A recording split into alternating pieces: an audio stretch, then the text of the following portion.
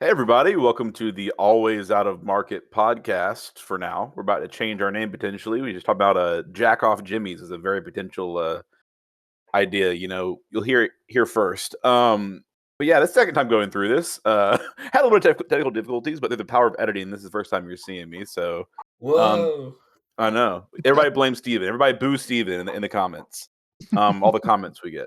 Yeah, today we're gonna have a little special episode though, because everybody knows it's mid-season right now. So we're gonna do our little mid-season awards. We did these last season; they were a big hit. Everybody likes that episode a lot. Out of us, I don't know about y'all, but we like it. That's all that really matters. So we're gonna skip news today because there's not that much going on. Just in the episode with a little mid-season awards PowerPoint for all six of us. And for the podcast listeners, today we have me, Ryan. We have Stephen, the Penis Bailey, Matthew Fuller, and Jason. Fucks me. Oh, yeah, sorry, I didn't know your middle name. Matthew Dick Fuller, was that what it was? And then Jason Johnson Trust, all showing up here. And I'm not going to say my middle name because I don't want to. I mean, mine's a little vulgar, so. You can change it. There's definitely a second one you can use that starts with a Who C. cares about being vulgar here? Cock. I'll be Ryan Cockreed. I like that better, actually. There you go. That way we're all penises. I'm Ryan Cockreed. But yeah, enough from this cock. Let's move it on to the penis boy and talk about fantasy.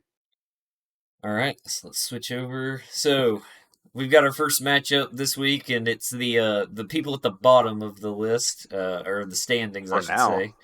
For now, we'll see if that changes. But it's gonna be me and Tyler by the end of the season. We've got Tyler versus me, and as we've discussed before, I've got a lot of Eagles players. They're on bye this week, so you'll see down here, bye, and then Puka Nakua's off, DeAndre Swift's off. Kyron Williams is already on IR anyway. And then the only person I've only got two people on my bench right now. And then, of course, DJ Moore, once again, did not do much. So glad I didn't play him. I don't think Tyler really had anybody play already. But this is what our teams look like. So I'll be playing Herbert this week. I haven't played Herbert much at all since we started fantasy because Jalen Hurts has been a solid quarterback. I'm giving the edge to Steven this week for sure, just based on the matchups that you have. I think. I think a lot of it's going to depend on. I'm actually curious to see what Calvin Ridley will do against the 49ers, who their secondary does not look very good this year. So yeah, I could see Calvin Ridley having a big game, but I don't know. I'm still on the fence about that game. Tyler has a big gamble week. Like this is a risky week for him. He could go the fuck off, or he could get like nothing. I think that's exactly what I was thinking. His team, looking at it, it looks terrifying. But then you see his record and see that he's 1-7. So, yeah, it's one of those things too that he never kind of goes with the projection. I think he'll just do who he wants to play. You see, he's actually going to play Joe Burrow this week. He remember the 1 week he played Will Levis when he probably should have kept with Joe Burrow. And he put Amari Cooper. I dropped Amari Cooper a few weeks ago. I think he picked him up at least a couple weeks ago or something against the Ravens. Have fun with that shit. Yeah, I'm not sure. I agree with picking the Raiders defense or Amari Cooper or Taysom Hill. Because Taysom Hill is the biggest gamble on his team right now. Well, I say Taysom Hill's a gamble, but the past 3 weeks he's gotten fucking 20 points. That's the thing, though. It just depends on if they're they like to use Taysom Hill in the red zone. So yes, he gets a lot of points if they succeed. Mm-hmm. But yeah, it feels like a gamble to me too. But I hope I can beat him because I just need to keep the edge over him. That's all I care about. I'm not going to win fantasy. I just want at least fifth. I don't want to have to wear the jersey. You say that, but you're 2 or 3 games behind the first. You're not that. You have a chance to win. No, anybody has a chance to win the league still, except for Tyler, basically, at this point. Yeah, we'll look at the standings at the end. He may still have a chance to make the playoffs. I don't know. Actually, I don't think it's possible for Tyler to come in first for the end of the regular season anymore. Well, first, but it's about playoff wise. Yeah, he can probably still make the playoffs. He still technically can make the playoffs, but I think he has a 4% chance last time I checked. Let's see. I'm looking now. He's a 4% chance. Yeah, Steven, you got a 62% chance to make the playoffs, so you definitely have a. It's it's really between you, me, and Jason, I guess, who takes that 5th slot. It's a 4th slot. There's only 4 slots. Only 2 people are not making the playoffs. It's between you and me, basically. Jason's got an 85% chance. Oh, okay, yeah. It's between you and me, and you're probably, like I said, you keep on saying you're not a good team, but you haven't met a bad team since like fucking week 2. So I think you're gonna take it out for me because I can't beat you or anything. And you see, another big mention. Because I had another player hurt. He doesn't matter because he's on bye this week, but Dallas Goedert is going to probably miss a couple weeks. I'm not very happy about that, but he's on IR. He's missing at least 4. Have they put him officially on IR now? I'm pretty sure that they did. I'll double check that. I thought they just had him listed as out for a few weeks because they were afraid to put him on IR because that'll make it minimum 4. But that being said, I'm probably going to run with George Kittle anyway. So, all right, Jason gave me the edge. Anybody else got anything to add on this? We're ready to move on. I don't know. I mean, like I said, I honestly think it's a gamble. Tyler could go off, but I'm still going to give Steven the edge for sure. Yeah, I think Tyler has a chance to just wipe the floor, though. Here's the latest news for Dallas Goedert: is he's expected to have surgery as soon as Monday to address a fractured right forearm and is likely facing a 4-week recovery timeline. Might as well put him on IR at that point. Well, he'll be back for tomorrow's game, right? They're off, so yeah. So not this week. Yeah, next week. All right, let's move on. Let's look at the next matchup. This one's a pretty big matchup right here. So you got this could propel me into first place if I win. All right, so we got Jason versus Gavin, and yeah, that's a hell of a matchup. So. Dak Prescott has decided to start doing things now in fantasy. The last several weeks, he's been doing pretty well. I'm still on the fence on who I'm going to start at quarterback. I have Dak starting right now because he's going against the Giants, but at the same time, is he going to play much? Because the defense is going to get a lot of turnovers probably with Tommy DeVito starting. Oh God, yeah. I have. I don't remember. I saw you had Jared Goff. So yeah, I have Jared Goff, Chargers. and I'm playing the Chargers. Yeah, we got Demir Gibbs over here. The Chargers' defense is not great. No.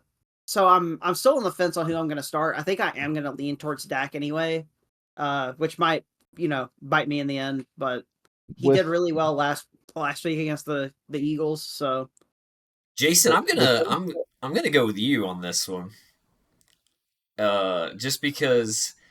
Look at your team. Your team is insane right now. It really is.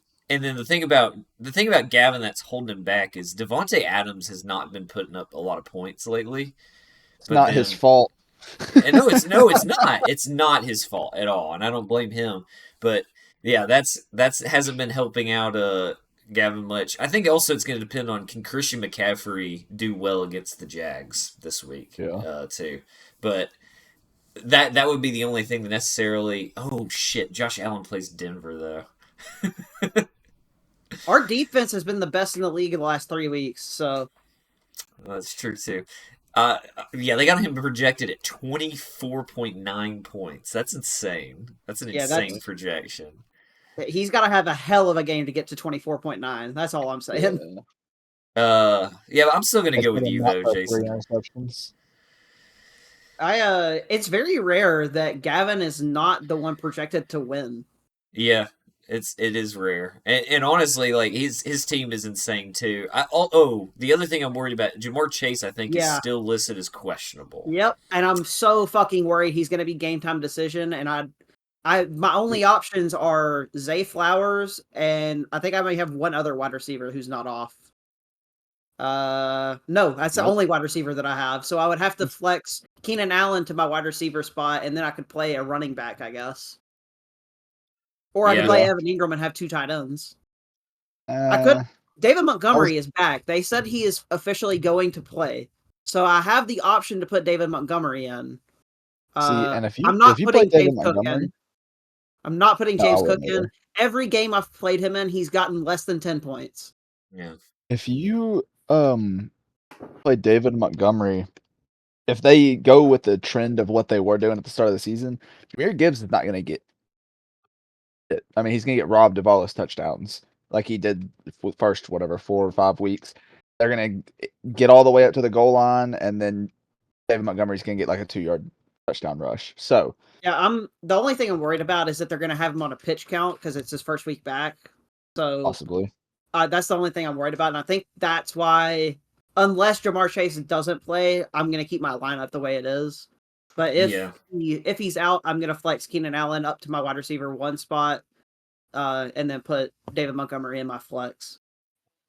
Yeah, but I think this will definitely be an interesting thing to watch this week, y'all's matchup, because there's a lot of things that can go really good or really bad for both of you here. Yeah. All right, let's move on to the last one. We've got Ryan versus Matthew.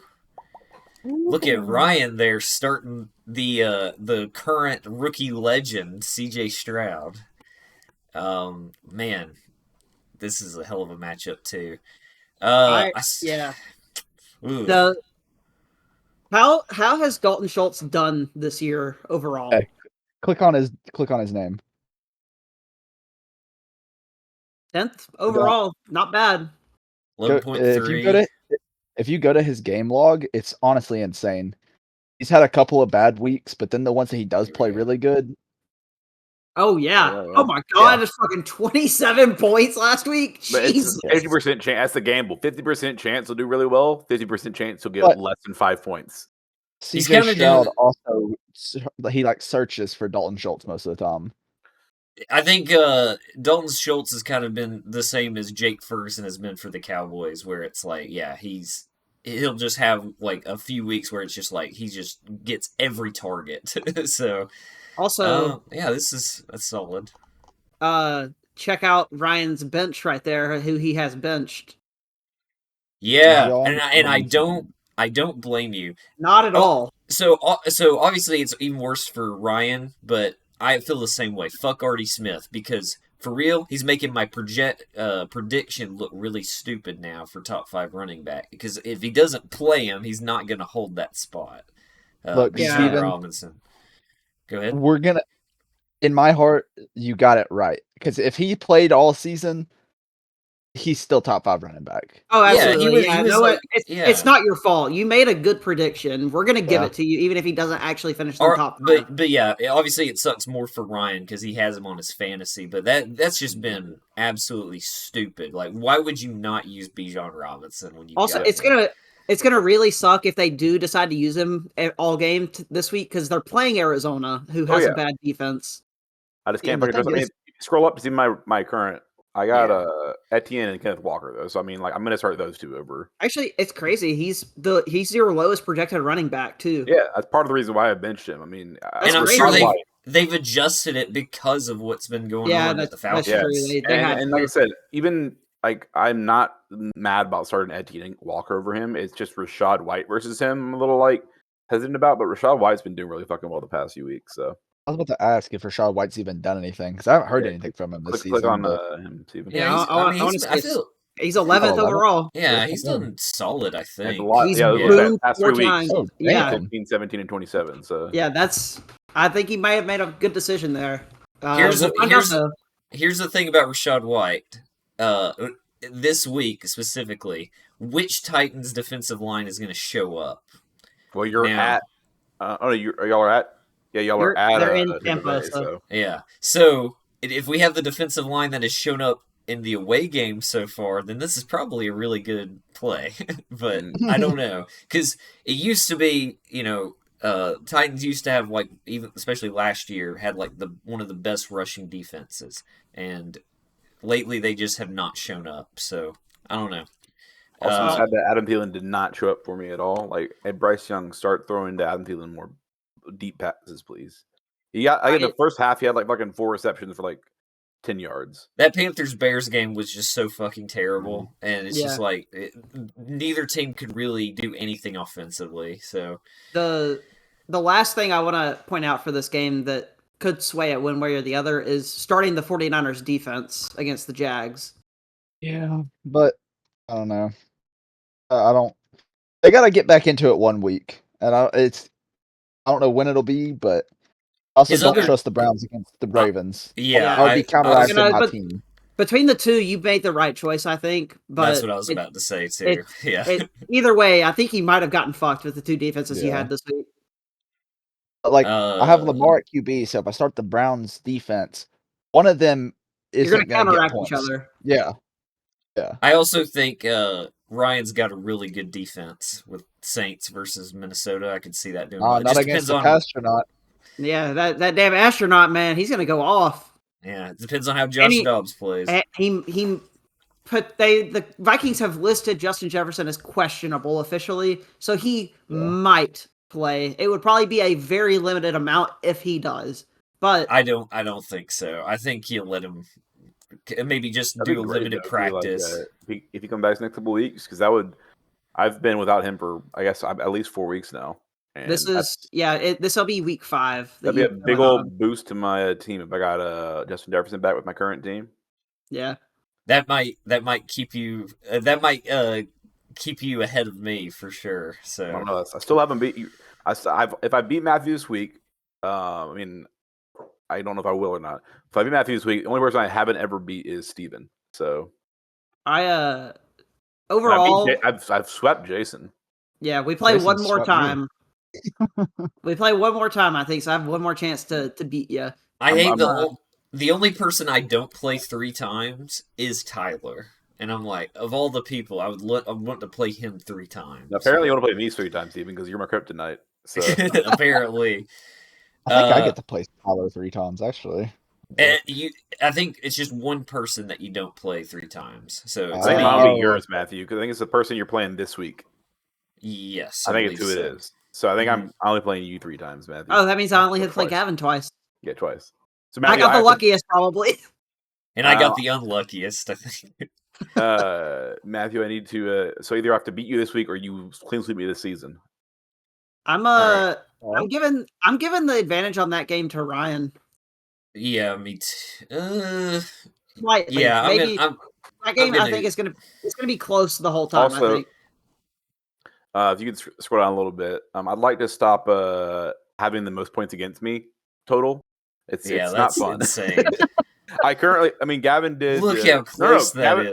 I'm still have the most points for, and I'm fucking 4-5. Like it's just, oh my god. Yeah, like I said earlier, there is potential that if I beat Gavin, if I outscore him enough, that I will jump to first overall. Oh wow, Gavin's really bad at home. Yes. I'm not good away, so I don't know who's the home team and who's the away team. So, Mm-mm. All right, that's it. Hey, so just reset draft down there at the bottom. Yeah, there we go. Okay, you guys ready to go into the picks for the week? Let's do it. Yes, sir. Pull it up. Yeah. All right, so starting off, let's go to our stats for last week. We have week 9. Good old Jason did real well up there. Yes, at 79% correct. And then it was a 4-way tie for second with Ryan, me, Matthew, and Gavin at 64%. And then Tyler did his best Matthew impression, holding 50%. 7 out of 14 correct. So overall, pretty decent week for everybody here.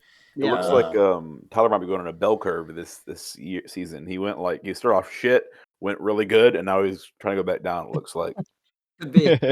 that'll be good for Matthew for sure. So well, I'm glad we didn't put a punishment on the picks this year. No, it'd be funny if we did a punishment and Tyler ended up losing the picks as well, so he got last in both fucking categories. Oh, we make him get 2 different jerseys. Yeah, he's just gonna get one of them ugly half and half jerseys, but of different teams. Oh my god! 2 teams he hates: the Cardinals and the fucking Texans. We got to get him like a Josh Allen jersey or something. Yes. Oh god. All right, but let's move on. So for our worst pick of the week, we've got the Giants at the Raiders.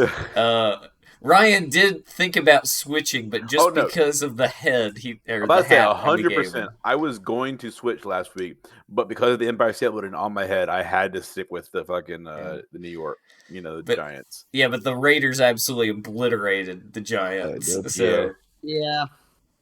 We'll see. We'll see if they can keep that up without their coach again. So, what were you going to say?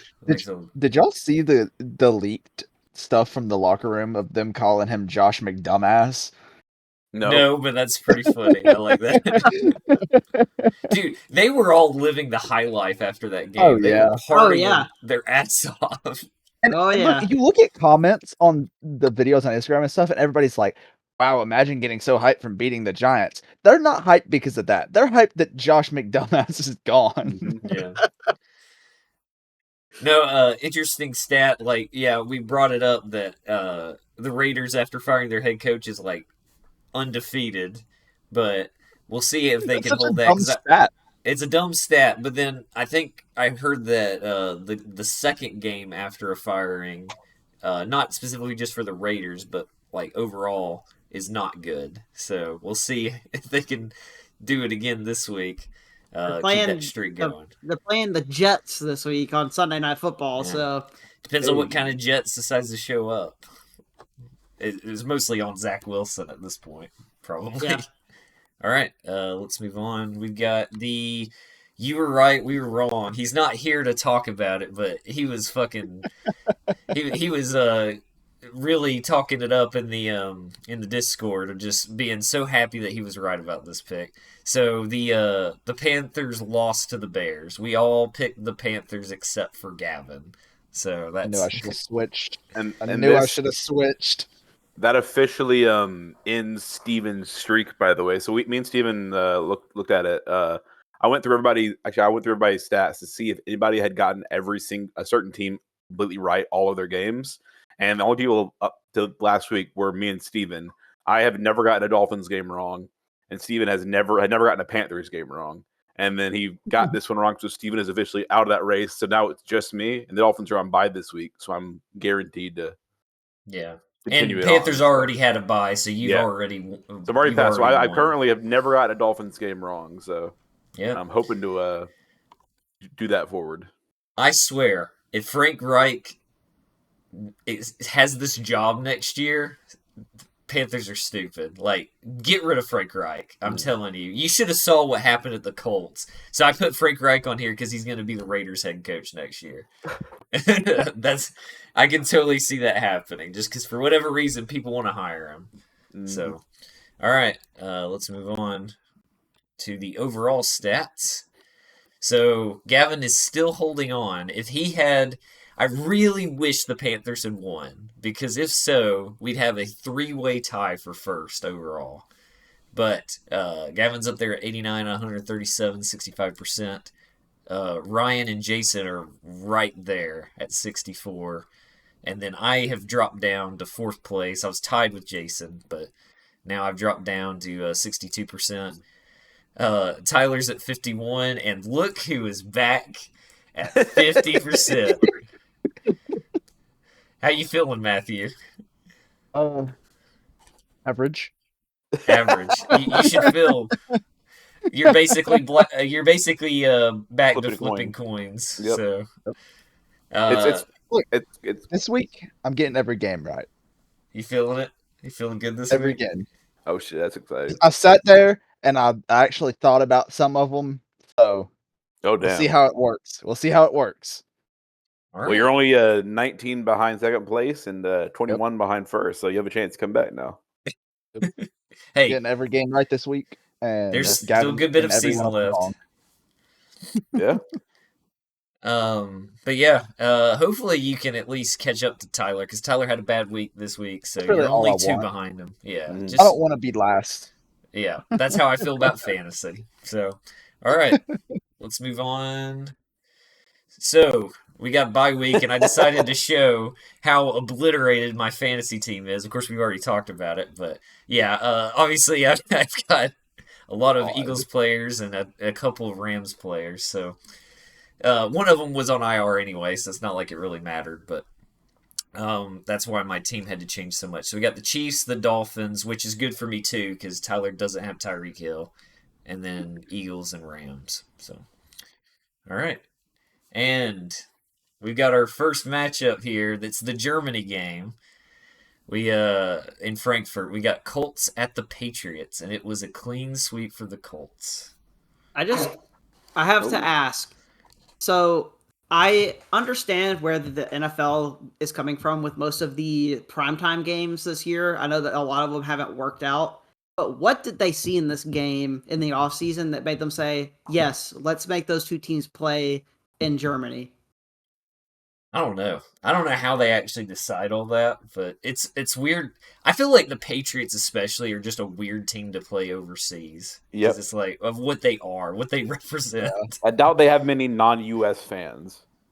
Yeah, probably. I don't know. They might have a lot because they were the team for a while. There's something just fucking funny to me about the Patriots. Obviously, this is Germany, but the Patriots playing in London, what's London games, seem to be a big thing. There's something so funny about that to me. So I just don't get it. Especially, huh? Go ahead.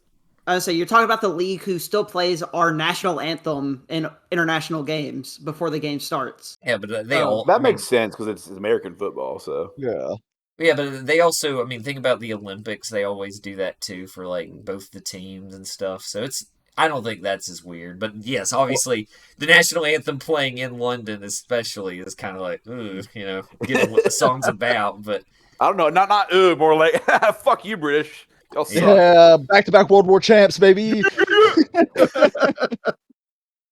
All right, but yeah, this one was an easy one. I think international viewership. Fucking Gardner Minshew and Josh Downs are gonna connect for 3 touchdowns in this game. Minshew mania. All right, let's move on. So we have a 5-1 split here. We got the Browns at the Ravens. Gavin went alone on the Browns. I could see him be the only one to get this right too. Me too. It's literally the number 1 versus number 2 defense. So I'm obviously biased now, but the Ravens just stomped over the Seahawks' ass so hard. Mm-hmm. It's like I don't see them losing the Browns at home the week after that.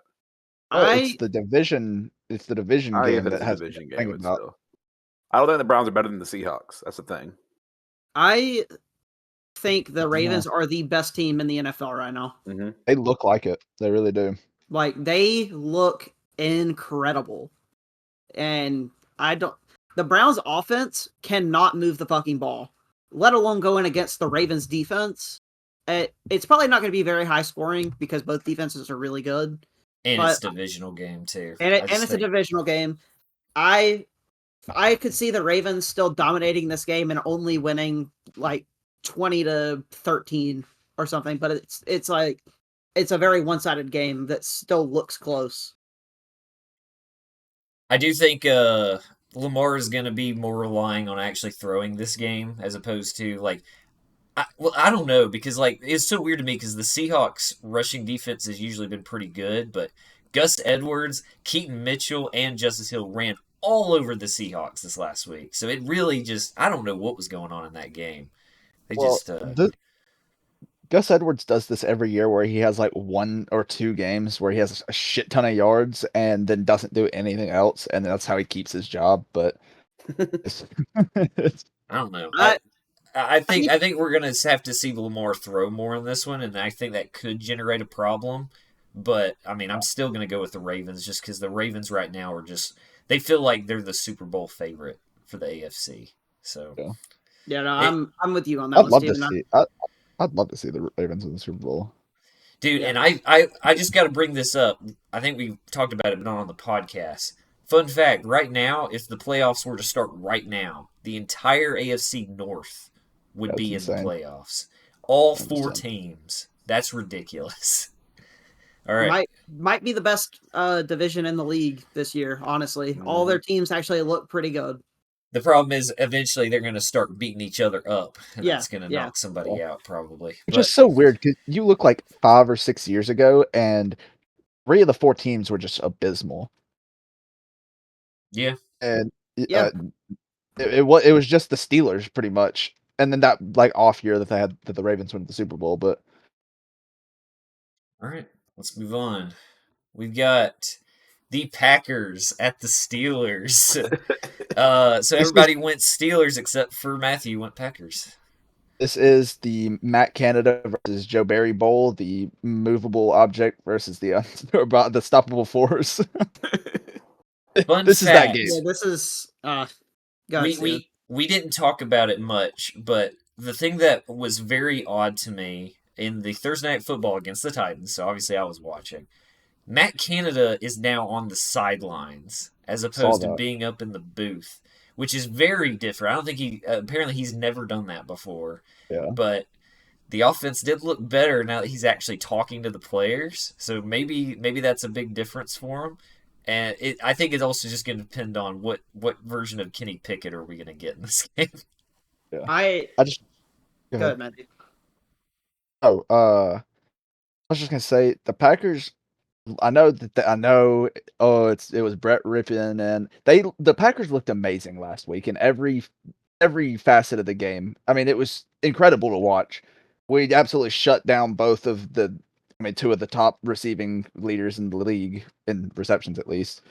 I don't know. They looked so good. I don't know what they did last week. They need to do the exact same shit this week, though. Yeah, the Rams especially just looked really bad last week, and again, it's the quarterback that a lot of people are saying, but even still, yeah, if we can get that Packers to show up, they'll have a chance in this game because we know the Steelers are the weirdest team right now because they're getting beaten yards every single game, and they still have a winning record right now, which is that's the most Mike Tomlin thing of all time. Mm-hmm. We have a really big injury report though, so that kind of makes me nervous. But I was about to say the thing that's really keeping me from even thinking about switching my pick is that Quay Walker and Jair Alexander are doubtful for this game. Yeah. So that's huge for the Packers defense in a bad way and the Steelers offense in a good way. So I'm going to stick with the Steelers, but Matthew, I hate that you pick the times you pick away from your own team is when they win, though. Like, that's just fucking heartbreaking. Yeah. I can relate because the one time I haven't picked the Titans, they've won against the Chargers. So, I totally, I feel for you. Happened 2 times now. You guys I picked them against the Cowboys, and then I picked them against the fucking Rams. You have 3 offensive linemen that are questionable too.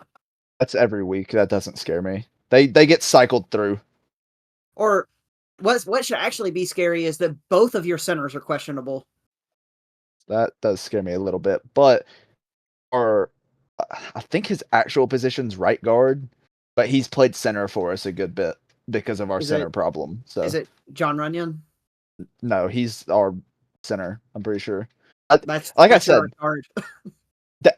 Look, our offensive line is so makeshift. It's impossible to keep up with who plays where because they take them and just bring them and piece them. The right tackle goes over to left guard, and it's fucking dumb. It makes it to where I don't know who's actually on our offensive line. I can relate to that so bad because we've had to do the same thing, just cycling because every 5 minutes somebody gets hurt on the offensive line for the Titans. So I totally get that. Just like, okay, who's playing what position today? Yeah. Like, I know a bunch of the offensive linemen. I just don't know what position they actually play. Yeah. All right. Well, we'll see what happens with this game, but I think I'm actually I'm kind of rooting for the Packers here. Actually, believe it or not, just I am also rooting for the Packers. Yeah. For this game. All right. Yeah, I get it. All right. So we got the 49ers at the Jaguars. This is really the week of Gavin and Matthew being different than everybody else, isn't it? Well, you say that, but nope. Oh shit. I am switching. I decided this like right before the podcast, and it's probably gonna fuck me, but I honestly am just rooting for the 49ers because fuck the Jags for one, but also exact opposite for me. But yeah, I'm rooting for the Jags because fuck the 49ers. Well, and my other thing with this one is that I don't know. I think Trent Williams is supposed to be back for the 49ers. I think that is a big deal. And then I think Debo is supposed to be back, so we got another weapon. I'm hoping the 49ers can get back to where they've been with obviously the last few weeks they haven't been good, but before that they looked unstoppable with all the weapons that were at their disposal. I'm hoping we get back to that. But if the 49ers lose this game, I think we can officially put them on fraud alert from now on. So I mean, yeah. I think this is a story of one team that's been not like super trending up, but like trending slightly up throughout the entire season. Jags haven't really looked awful in like at much capacity at all. The 49ers have lost 3 straight games in a row. Like That's they're also one thing to think about. I don't see them losing that many in a row. if they were And playing like Debo's a supposed to be back this week. if they were playing like a fucking like 4-4 team right now, then I'd be like, yeah, 49ers probably win. But they're playing a fucking the Jags. They're not like the Jags are a good team. Like I still think they are Super Bowl contenders. I know that was like my joke earlier in the season. I 100% believe Jags are Super Bowl contenders this year. I decided to take a look and see what the latest news was on Trent Williams, and the first thing to pop up was 49ers lower expectations that Trent Williams will play versus Jaguars. interesting. Like I said, You want to Debo switch back, Samuel Steven? is back. He could still play, but they have lowered the chances of that happening.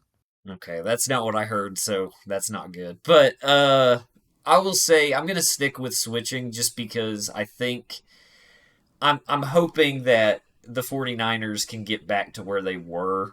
I know, Ryan, I know you hate them. Just hear me out. I just think the 49ers especially, like, they've got to show up again because otherwise, like, what happened? Because again, you watch those first several games they played, which they played some good teams, and they just whooped the shit out of them. So I feel like this is a make or break moment. This game. The 49ers can do good this week, except for Christian McCaffrey because I'm playing against Gavin, who has him on his team. So it's just I think the Jags are not great against tight ends. Hoping George Kittle has a big game. it's That's just what I'm hoping for. it's divine retribution against 49ers for their sinful ways. Here's a hypothetical. If they lose, say, 5 in a row, think that they look elsewhere at quarterback because Brock Purdy is not getting it done. If he plays bad this game, I would say maybe start looking somewhere else. I think you have to. Their team is too good to let one player weigh down their offense. Yeah, I think at that point you have to say, let's try out Sam Darnold and see if it's a quarterback issue or if it's a team issue. I just can't see that it's a team issue. Happened. Yeah, they fell apart over the last 3 weeks, and it's just super unlike the 49ers. They don't even look like the same team. And I don't know if losing Debo was a big part of it, but I don't know. We'll see. We'll see after this week since he's back, and maybe Trent Williams will. I almost said Trent Richardson. Trent Williams will be back. I don't think Trent Richardson is going to play. Yeah, I feel good with this being a 3-3 split though. So we'll see how it goes. Don't worry, right. they'll be back by in 2 weeks. That's when we play them for the first time. All right. Now we got another. Sorry, I'm getting distracted. I just looked at our Seahawks schedule for the next fucking 5 weeks. We have the Rams, who are kryptonite. Then we have 49ers, Cowboys, 49ers, Eagles. That's horrible. And then we play the Titans. Hey. So Steven, I might go to the game on when we're on like a fucking potential 5 or 6 game losing streak. Hopefully 5 game losing streak. So we'll see. All right. Well, let's move on. We got the Saints at the Vikings, and this is a 4-2 split. Over there on Saints side, you got Gavin and Jason. I can see this game going either way. Josh Dobbs is elite, so that's all I got to say. He is. Mm-hmm. It's the pastronaut. Mm-hmm. I couldn't pick against the Saints defense with the Justin Jefferson more than likely not playing. They're only going to have I don't even know if KJ Osborne is going to be playing or not. I think he got hurt, didn't he? He's questionable right now. So, and so is TJ Hawkinson. Oh shit, is he? He is. So potentially only have Jordan Addison to really have to worry about to cover. They lost Cam Akers last week to a torn Achilles. Yeah. So the run game has Alexander Madison and Ty Chandler are their top 2 running backs. They lost Akers 2 weeks ago, didn't they? Huh? Didn't they lose Akers 2 weeks ago? Because it was like they lost Akers and they had Dobbs going the next week. Akers is their running back. Well, I know. I thought they lost him 2 weeks ago. No, he they was lost in there last week. They lost Kirk 2 weeks ago. Yeah, that's right. Yeah, this was Dobbs' first game last game. Also, he looked amazing. If Josh Dobbs gets hurt in this game, they do not have another quarterback. Who would Jaren Hall is out. Nick Mullins is on IR, and obviously Kirk Cousins is on IR. Who would be throwing the ball? The punter. It would probably either be Greg Joseph or Ryan Wright. Oh my god! If Greg Joseph comes in, I got him on my team this week. He look. I'm not saying I want Josh Dobbs to get hurt or nothing. But... So, if a kicker does start like throwing passes and shit, do you get stats for that in fantasy? Yes, I don't know. Yes, I would assume so. Because you get the points if a running back throws a pass. That's true. Yeah. If Greg Joseph comes in and wins this game, throws like 2 touchdown passes or something, I think I retire from fantasy. And you have the chance that would of course happen when you're playing me if that happens. You also have the chance of him just throwing 3 or 4 interceptions in a row because he's the kicker. My kicker gets negative 10 points or something. Imagine the waiver claims next week in like across the world in fantasy if that happened. Just be like, oh, we got to pick him up. He's their quarterback. Yeah, I couldn't pick against the Saints defense with the Vikings having so many holes in offense right now. Yeah, I mean, I could see this going either way still. I mean, yeah, it's going to depend on... It does suck that the Vikings are going through a lot of injuries right now. Yeah, they're getting fucked this year. Good. Fuck them. Yeah, I know Matthew's fine with that, but all right, let's move on. Because we play them again this year, so... Yeah. All right, we've got the Texans at the Bengals, and you got Matthew over there on his own on the Texans honestly side. Crazy. Nobody went with the Texans. Okay, I want to hear why you picked the Texans before I explain why I didn't pick them. They just look like they're just on fire. I know that they're only 4-4, but the team does not look like they're 4-4. There's so many games that could be flipped easy, one scored, whatever. The Bengals, you can't deny that they look amazing. Obviously, they found their stride and they've got back into it. Jamar possibly isn't going to play, though. I think that's a huge factor. CJ Stroud is coming off of almost a 500-yard passing game. I don't think he's going to slow down. I don't know. I like the Texans. I think the Bengals are back. They're back to their Joe Burrow's fully healed. He's back to his old self. It's like, I don't know. This is a game I almost switched, and that's because... Go ahead. I could not pick the Texans with how many injuries that they have. Their injury report was 23 people on their injury report. It's bad. Also, they did, like, obviously CJ Stroud had a great week last week, and I have him starting in my fucking fantasy team. But you got to also remember they fucking lost to the Panthers. Like, they're the Panthers. One win is the Texans. Yeah, but the Colts also beat the Chiefs. No, that was not this season. I don't think. That was last year. Yeah, that was last year. That was last year.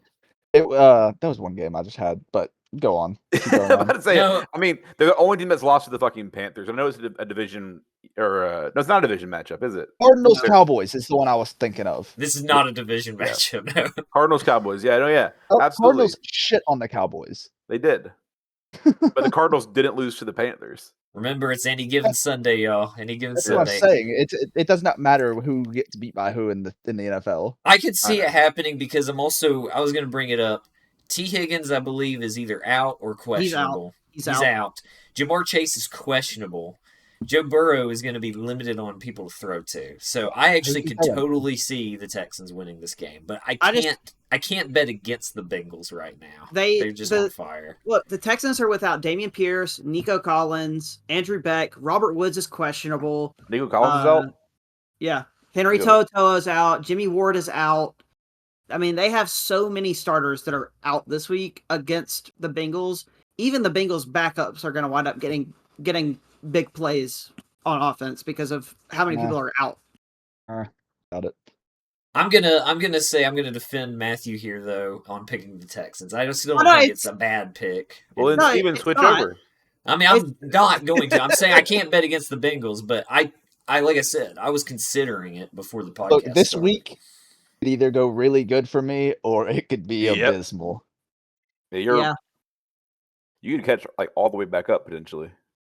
That would be not insane. really, but pretty close. I mean, if these games swing my way, I mean, I've been by myself all but like one game so far. So it's true. If I'm a betting man, I'm going to say you're going to get 50% right. Okay. That's not a bad bet. I'd take that bet. All right, let's move on.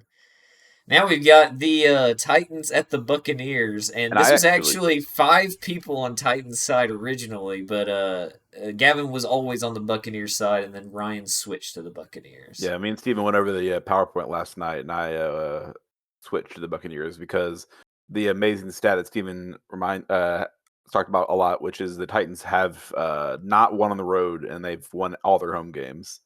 3-0 in Nashville. Yeah, 3-0 in Nashville, 0-5. Oh, not Nashville. I have to say it like that because technically the London game was a home game. Oh, yeah. But they can win when they're playing at home, but anywhere else, I don't know. It's like they just decide not to show up. So I totally respect it. And the Buccaneers, I don't know. The thing about it is the Buccaneers were looking really good at the beginning of the season. Mm-hmm. Yeah. And then, I don't know, they just haven't looked very good the last couple weeks. And then they put up a fuck ton of points against the Texans, but they couldn't stop the Texans either. I mean, CJ Stroud had like the game of his life against them. So happen again. I was thinking about switching this game because of the Titans' injuries, but I'm going to stick with the Titans. Thanks, buddy. I think y'all figure a way out to get it done. I've picked the Titans more this season than last season for sure. Oh, by far. Will Levis, we got to remember that even though they lost to the Steelers, Will Levis still looked pretty decent given the situation. And then, like, he almost was able to get them back. It's just he didn't have enough time and just had to fucking throw the ball and hope for the best. And, of course, he threw an interception at the very end of the game. But I think, if they can stay, I think it's going to come down to can the Titans stay ahead. Because then, if they get into desperation mode, trying to like just force a score, that's going to be bad. But if they can hold on to a lead, I think they'll have it. But I'm excited for this game, though. I think this is a good matchup for them. So, all right, let's move on. We've got the Lions at the Chargers. So. This was another sweep. We got everybody went Lions side, and I don't know what you guys think about this. It's just this is another one that I know the Lions looked bad against the Ravens, but it was the Ravens, and other than that, Lions have looked really good. So I didn't have any trouble picking. Dave Montgomery's back too, so I just don't think the Chargers are that good of a team. No, their defense is what's really holding them back this year. Yeah. Their offense is really good. They have so many weapons and they know how to use them, but their defense is giving up so many points every game that the offense can't keep up with it.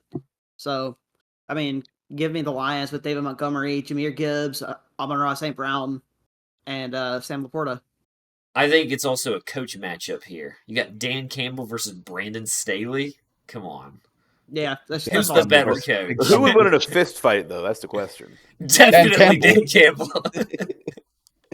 I mean, he's only like 6'6" of pure muscle. I don't actually know what Brian Staley, whatever his name was, looks like. So. Brandon Staley. Oh, look him up. You'll immediately know that picking the Lions was the right pick. Yeah, he's something. But yeah, this was a super easy game to pick. Oh, he is. He's a small little boy. Yeah. And then look up Dan Campbell. Oh, I know what Dan Campbell looks like. Yeah, the monster himself. Dan Campbell, sleeveless. Also, the Chargers don't really they really aren't a home team anywhere. Let's be honest. So, home field advantage is non-existent for them. I don't feel like it gives them that much. But yeah, this one was easy. Let's move on.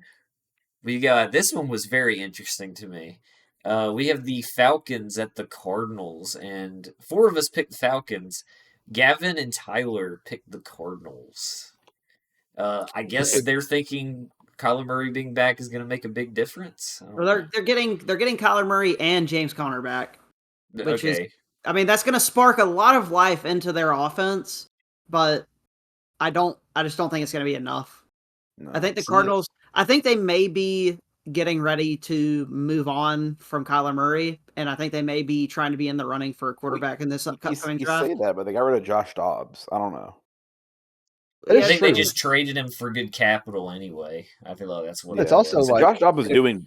Honestly, he was great, but I just like Ryan said, if they trade away Josh Dobbs, kind of like committing to Kyler, but if he goes the rest of the season, they keep losing. I don't think they have a choice but to go for another quarterback. Well, and something else that I would think about is even if they're going to try and win games with Kyler Murray, they're 1-8 right now. They're not making the playoffs, even if they win out. They're going to have a 9-8 record at best, and they're not going to win every single game for the rest of the year. You might as well say, let's go for a high draft pick. Let's go 1-16 and get a high draft pick. I mean, I don't see a reason for the Cardinals to want to win this game. I feel like they need more than just a QB. Like they do, but that's a start. Yeah.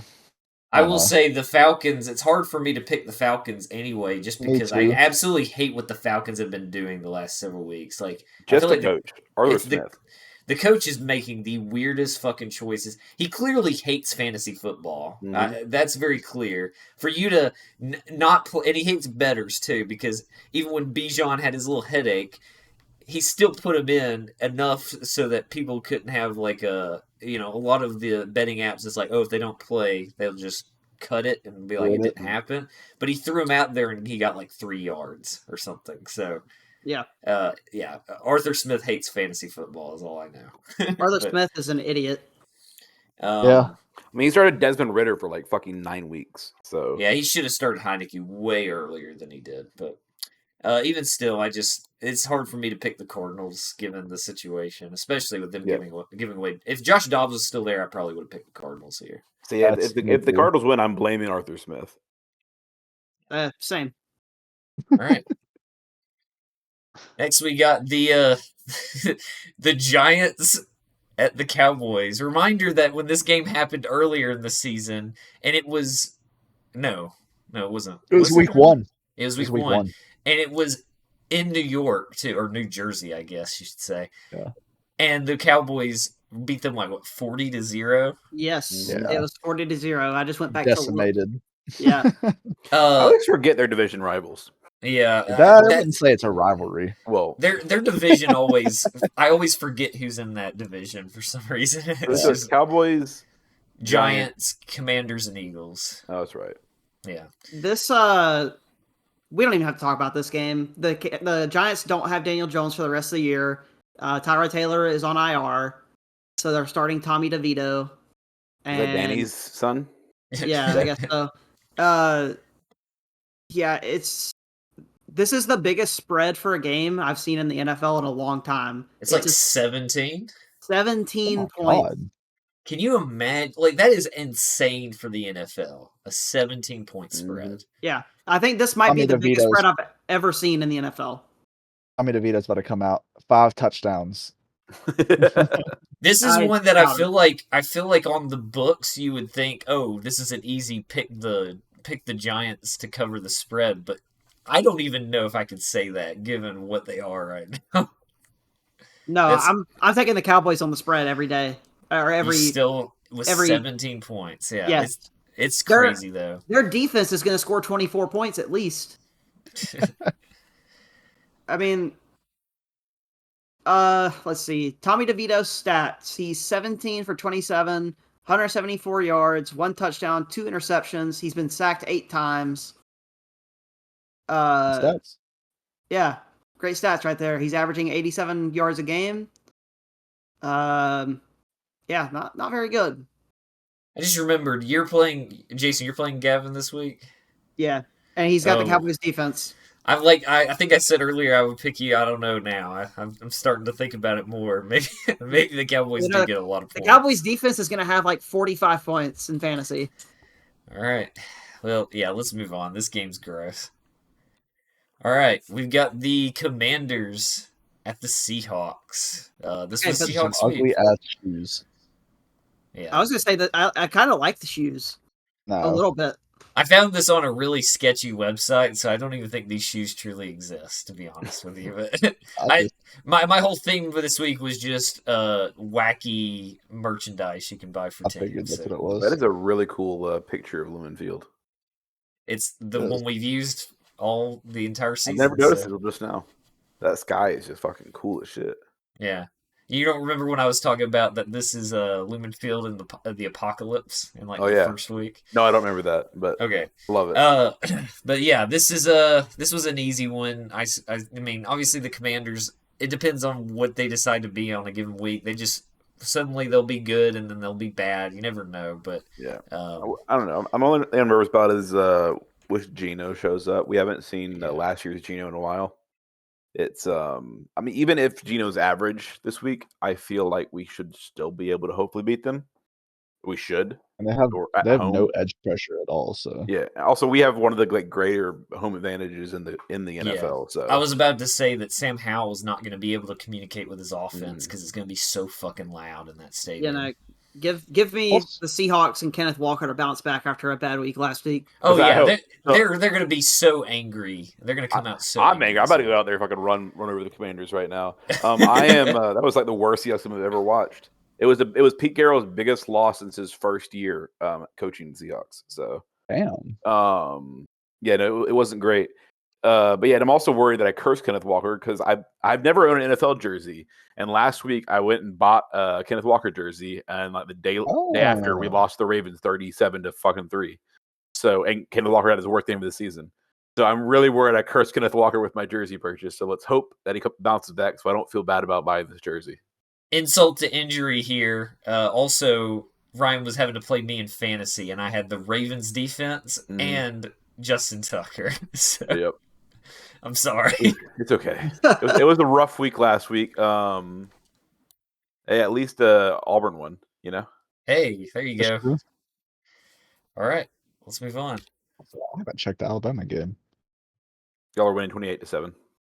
Oh, good. Third quarter. All right. We've got the Jets. Go ahead. Oh, no, it's 28-14. Oh, they just scored like literally just now. Oh. All right, we got the Sunday Night Football. We got the Jets at the Raiders, and this was a Raiders clean sweep. I'm kind of surprised no one picked the Jets here. Same. I was going to say the same thing. Well, it's your chance now, boys. The Raiders looked just so much better last week. Mm-hmm. They're still not getting Devontae Adams in, but whenever they start incorporating Devontae Adams into it too, their offense is going to be just firing on all cylinders. Once they start using their amazing fucking first wide receiver, they're going to be a great team. Well, yes. I mean, it's crazy to say that about our fucking team, though. It's crazy that we have to say that. Well, they have a quarterback that has he has 2 career starts. Yeah. They gotta get the run game established and everything. Who's the starting quarterback right now? Aiden O'Connell. Aiden O'Connell, yeah. Okay. I gotta say, if the Raiders go on a little win streak here, I don't remember what the interim head coach's name is. It's like Pierce, I think. Anthony Pierce, maybe. Yeah.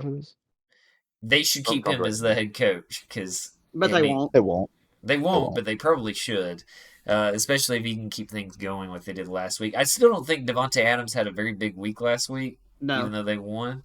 But if like we said, if they'll actually use Devontae Adams, then they'll be fine. It's just who did have a big week though, Josh Jacobs, and he helped me beat Gavin in fantasy. Hey, all right, let's move on.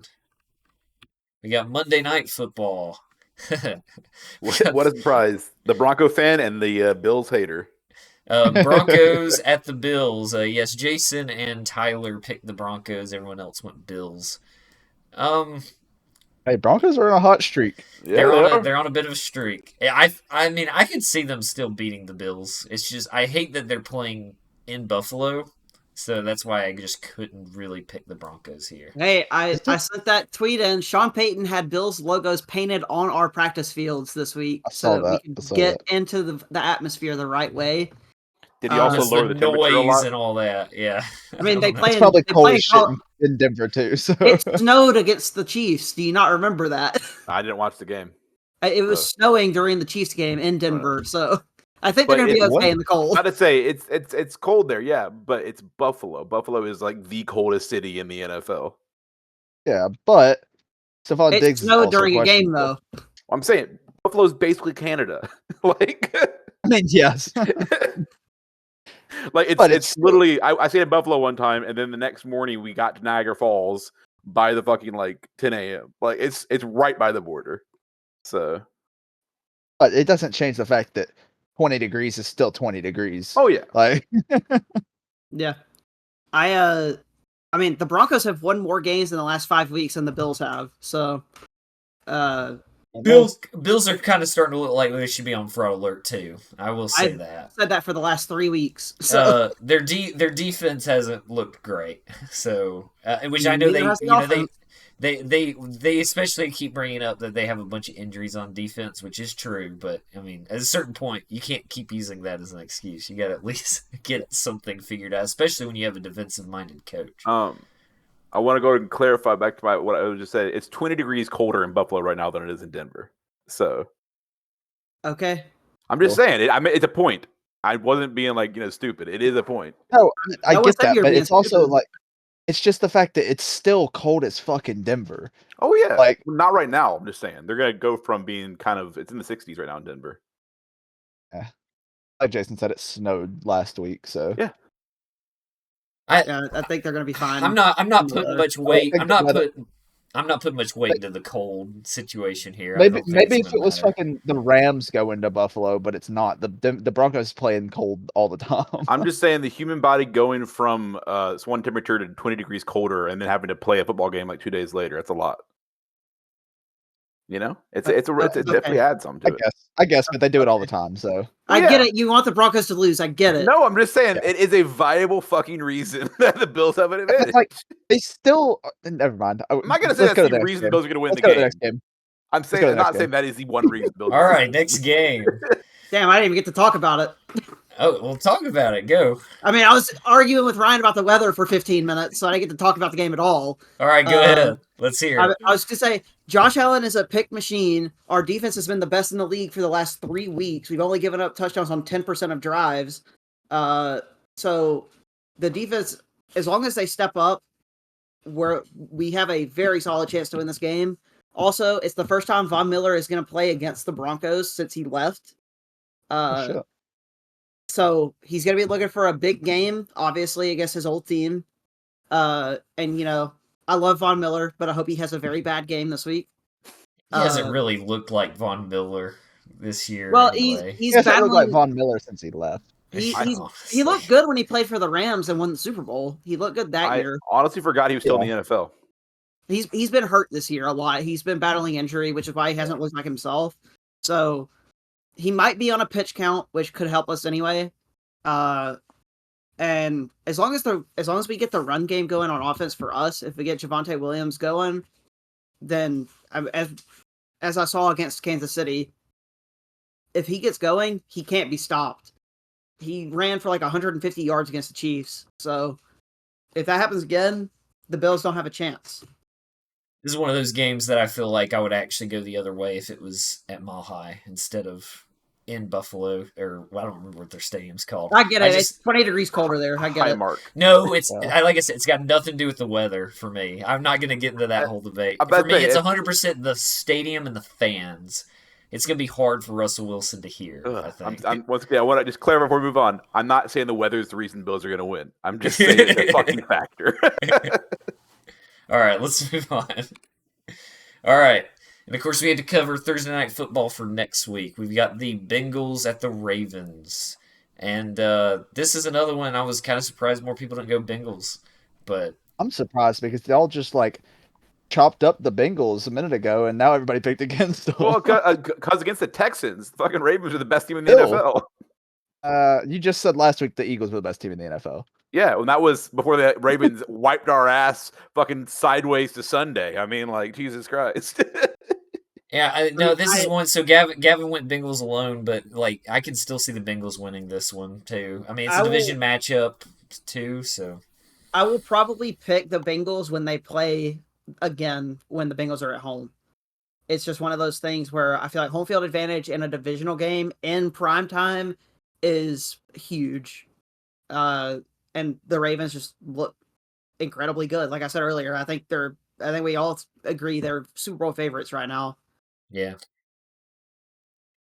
I also think one thing I'm worried about with the Bengals is they got to get healthy again too, because they, if T Higgins isn't back next week, and then of course depending on what Jamar Chase looks like this next week, that could hurt them too for the Bengals. But this is second week in a row where Gavin was picked by himself on Thursday Night Football, and he got it right last time. So yeah, and probably at least this will probably be a good game.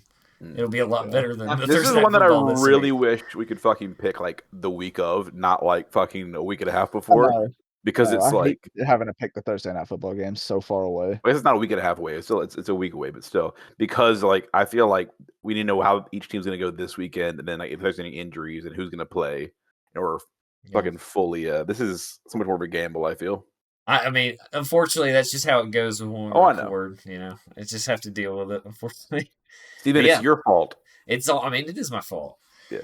All right, that's it. That's it for picks. So now we can go into midseason awards if y'all are ready. Woo! Everybody got their midseason award necklaces we all made, right? Oh yeah, for sure. Right. I'll put on a midseason award hat. There we go. Perfect. Crouch down just a little bit, Ryan. There you go. Now you're in frame. Oh. I've got it cropped a little differently, so you can zoom in on my face more. I get it. Yeah, we want to see your beautiful face. So, all right, let's put this in the slideshow. All right, so shout out to Jason. He's the one who made the PowerPoint here for the midseason awards. I just want to say I don't have stats prepared for my picks, but I can try and explain it. Jason's got stats on there. We're good. Yeah, he added some of that. So, all right. Let go. All right, so starting off, we're going to start with the game of the year. And we have 3 people went the same with the Lions versus the Chiefs, which is the first game of the year. It fucking set the stage the rest of the fucking year. I mean, it was a crazy first game. It set the stage that this isn't maybe the Chiefs' year. Finally, they're not going to be fucking dominant. I think there's all these teams that could take that crown from them. It also showed us how fucking terrible the wide receiver room is at the Chiefs right now. The Lions came out and set the entire tone of the season that they were gonna be a force, and they've done it. So, yeah. And then we got 3 other games on here. So Jason went with the Buccaneers versus Texans, which was this last week, and it was CJ Stroud's breakout game. I mean, obviously he's done good up to this point, but especially in that game. That game was the game that really put him out there as I am the guy for this team. Yes. Leading them on a game-winning drive with less than a minute to go. I mean, he is their guy. They made the right choice picking him in the draft. Yeah, and Baker Mayfield on the sideline was like, I don't know what I could have done different at this point. I mean, hell, they had a running back out there kicking field goals, but yeah. It's like Pat McAfee said. We're watching the future greatest Ohio State NFL quarterback right now. So, yeah. Do you think the Bears organization is looking over Justin Fields and be like, "Hey, what the fuck?" Probably. You think that the Panthers organization is like, "Hey, why did we draft Bryce Young?" But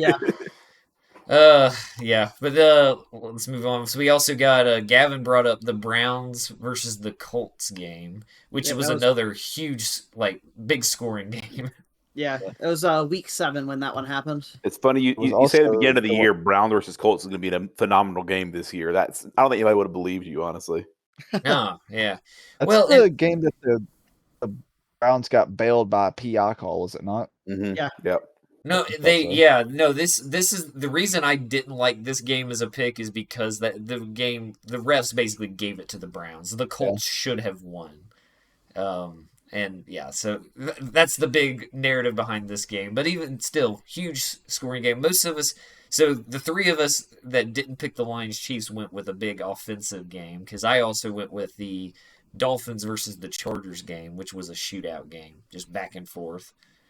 But that's a prime example of what the Dolphins are this year. They can score a lot, but they can't defend, and then they can't beat winning teams. So. But I still feel like that game was pretty awesome anyway. All right. You have anything else to add here? Nah. All right. Also, Next shocked we got 3 of us on the team, to be honest. Yeah. Next Same up, game. we got Coach of the Year. So Jason went with John Harbaugh, the Ravens head coach. Tyler, Gavin, and I all went with Dan Campbell, the Lions head coach. Matthew, who I actually really liked this pick. This was my backup pick. Matthew went with D'Amico Ryans, the Texans head coach. And the one I don't understand, Ryan picked Mike Tomlin, the Steelers head coach. Name me a good offensive Steelers player. Deontay Johnson. He's been injured the entire fucking season, and they're 5-3 right now. No, I back Ryan on this pick. Yeah, I mean, no, I don't disagree. Yeah, I mean, he's always in the running for Coach of the Year. Oh yeah, it's they got TJ Watt. They now have Deontay Johnson back, and that's their fucking team. And they are 5-3. I mean, it's just so weird how Tomlin have a can nerf. get it. I don't know how he does it. It's just so. They have a weird. nerf at offensive coordinator, so yeah. And I honestly, my original pick was Dan Campbell, but I was like, well, Dan Campbell, he's doing great. Once again, he has a fucking stacked team. Mike Tomlin doesn't have a stacked team at all, and he's only one game behind Dan Campbell. Yeah. And I think that's the volumes of how good of a coach Mike Tomlin is. I get he's a great head coach. I get it. I just for at least compared to some of the other coaches this year, it just felt like a weird pick. But honestly, you bring that up. That is a good point. He's got the best record of any team that doesn't have like a bunch of stars in it. No, and like we mentioned earlier, they're getting beat on yards every single game, and they still have a 5-3 record. He's gonna still find a way to have that 9-8 season to keep a winning record. Yep. I don't know how he does it. He's one of the best coaches of all time. Honestly, he really is. Yeah. No, he's a future Hall of Fame coach without a doubt. Absolutely. Oh, absolutely. I agree with that for sure. All right. But yeah, I do want to bring up D'Amico Ryans. I really wanted to pick D'Amico Ryans because I really like D'Amico Ryans and then just seeing what he's been able to do with the Texans, who you got to remember they were the second pick last year. They were horrible. And I mean, obviously they made a lot of changes, but even still, like CJ Stroud and those wide receivers are looking elite out there. So yeah, he's clearly got something figured out. I gotta tell Jason, I know they're 4-4, but they shouldn't really be 4-4. They're a way better team than what the record shows, and I think he is the mastermind behind all of it. Yeah. All right, let's move on. So now we've got. You're not talking about Jason's pick or your pick. I mean, y'all don't really tout on y'all pick at all. Yeah, I didn't just fucking see who Tyler put as comeback player of the year right now. Oh, just wait, dude. Just wait. Anyway, for my coach of the year, I went with John Harbaugh because the Ravens, I mean, they just look so good. Like we said, they look like the best team in the league right now. May not have the best record because the Eagles are 8-1, they're 7-2. But they're playing. I think they're playing better football than the Eagles are, and I mean, at the rate they're going, I could see them finishing the season 13-4 or 14-3, and potentially having the number 1 seed in the playoffs. I think a lot of it has to do with how those division matchups go. Absolutely, because that's the biggest part of it. Because those are the games that I feel like the Ravens really, they might have a game where they just decide not to show up. Remember, the Ravens lost to the Steelers, and that was a really just awful game. So, Mike Tomlin. Yep, good point. Fuck, Steven. No, Mike Tomlin was like, "Hey, Ravens wide receivers, drop every ball that's passed to you." Okay, it had nothing to do with him that game. It was just the Ravens couldn't catch anything. Is that Mike Tomlin stare that they were just like, they would like look over and see his face and go, "Oh!" and then drop the ball. Yeah. No, and then I mean, I guess we can sort of talk about Dan Campbell. I mean, he just feels like the favorite given what he has been able to do at the Lions. Think about how bad the Lions have been for fucking years. Fully going for the Lions this year. I mean, after the Seahawks, to like go all the way, honestly. Yeah. I think if Dan Campbell can keep a decent record, he's got it. Now, again, this is partially we're considering our own picks, but then also, I still feel like what they'll vote for will probably be Dan Campbell in the actual awards at the end of the season. All right. I also like Dan Campbell more because he didn't beat the Seahawks, so we beat him. So we're one of those 2 losses that he has. So I like him more because of that. Okay, fair enough. All right, let's move on. Now we got the comeback player of the year. Okay, so I don't know if this is him just predicting what it'll be at the end of the season, but you can't put Aaron Rodgers on here yet, given that he has not actually come back. But I like that Gavin had DeMar Hamlin. Like, that's not the worst fucking pick ever. All right, so it's going to be the winner, though. He has the best odds because he stepped on the field. Yep. Stupid. That's the dumbest fucking thing of all time. Yeah. I get it. He died, but he has not played a snap. No, he's played 3. He's played 3 snaps. And he has 0 tackles. He doesn't deserve the award. No, my biggest thing is I would consider him if he actually played in the Bills-Bengals game. He wasn't even suited up. He was just there. And that was my problem with him. Like, I feel like they should at least had him suit up and play at least a little bit. Just because, that'd be like, hey, look at him. But they didn't even do that. And I'm like, nah, you're not getting comeback player of the year now. He came back, but he didn't actually come back and play. It's just he doesn't deserve it. Sorry, not sorry. No. Okay, but yeah, so Gavin went with DeMar Hamlin, Tyler went with Aaron Rodgers, who has not actually come back yet. Now, it looks like he might, to be fair, but I wouldn't do it for mid-season awards, given that he isn't back yet. And then, Jason, you went with Tua over there, which makes sense, because we know he had the concussion issues last year, and he hasn't even missed a game yet, I don't think, so. Nope. He's looked pretty good. The only issue he's had is the interceptions. But other than that, he's looked great. Yeah. Which of course Jason has it up here that he's got 19 touchdowns but 7 interceptions. So he does have interception issue, but we talked about it. The Dolphins look great on offense and their defense is just so that's what's holding them back. I went with Breece Hall, which is kind of the same situation with Tua, is that we got to remember Breece Hall got hurt last year. He probably would have won Offensive Rookie of the Year, but then he got hurt and missed the last bit of the season. But Breece Hall has come back, and a lot of people were thinking, ooh, is it going to be Breece Hall or is it going to be Dalvin Cook?